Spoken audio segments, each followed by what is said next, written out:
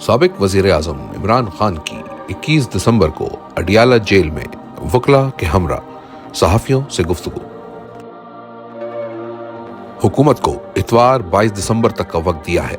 اگر کل تک حکومت نے ہمارے مطالبات پر سنجیدگی نہیں دکھائی تو ہماری سول نافرمانی کی تحریک کا پہلا مرحلہ یعنی ترسیلات زر کا بائیکاٹ شروع ہو جائے گا، جس کی اس نااہل حکومت کو بھاری قیمت چکانی پڑے گی۔ انہیں اندازہ نہیں کہ سول نافرمانی کی تحریک اس جعلی حکومت کے لیے کتنی مہلک ثابت ہوگی۔ اگر حکومت ہمارے مطالبات پر سنجیدہ ہے تو فوری طور پر مذاکرات کا آغاز کرے۔ اسلام آباد قتل عام کو 1 ماہ ہو گیا ہے، اور کوئی مہذب معاشرہ ہوتا تو قاتل اپنے انجام کو پہنچ چکے ہوتے، جبکہ یہاں ایک جوڈیشل کمیشن تک نہیں بن سکا۔ ہمارے کئی لوگ گمشدہ ہیں۔ جب تک ہمارے لاپتہ لوگوں کی تصاویر کے ساتھ تفصیلات نہیں شیئر کی جاتی کہ وہ کہاں ہیں، تب تک حکومت کی کسی بات پر یقین نہیں کریں گے۔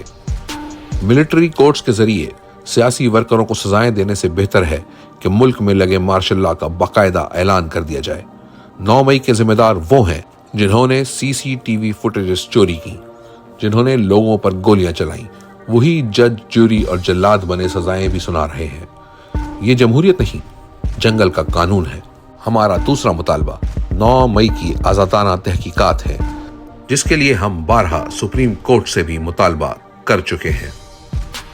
9 مئی کو بھی ہمارے 2 درجن سے زائد کارکنان کو گولیاں برسا کر قتل کر دیا گیا تھا۔ 15 کی تفصیلات ہم نے پبلک کی۔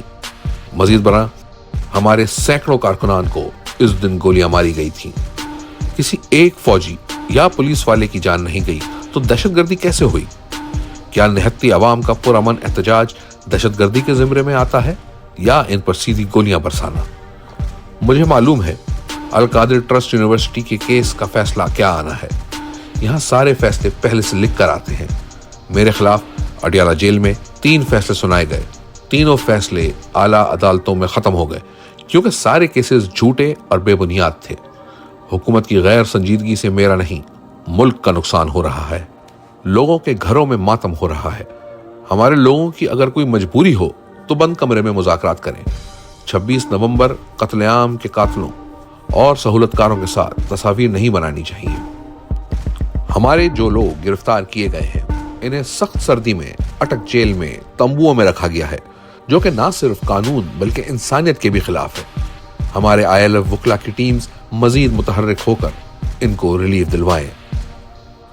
ہمیں امید تھی کہ قاضی فائز عیسیٰ کے جانے کے بعد ہمیں سپریم کورٹ سے انصاف ملے گا، لیکن مافیا نے ممبران پارلیمنٹ کے اغوا کے ذریعے آئین میں ترمیم کر کے عدلیہ پر قبضہ کر لیا، اور اب عدلیہ کو سیاسی انتقامی کارروائی کے لیے استعمال کیا جا رہا ہے۔ پاکستان صرف سرمایہ کاری سے بچ سکتا ہے، لیکن پاکستان میں اس وقت قانون کی حکمرانی نہ ہونے کی وجہ سے کوئی سرمایہ کاری کرنے کو تیار نہیں، اور دن بدن حالات بدتر ہوتے جا رہے ہیں۔ ملکی مفاد شخصی انا اور ایکسٹینشن کی بھیٹ چڑھ رہا ہے۔ حالات کی بہتری کا صرف ایک ہی ذریعہ ہے کہ اقتدار عوام کی نمائندہ جماعت کو سونپا جائے، تاکہ سیاسی اور نتیجتاً معاشی استحکام کی راہ ہموار کی جا سکے۔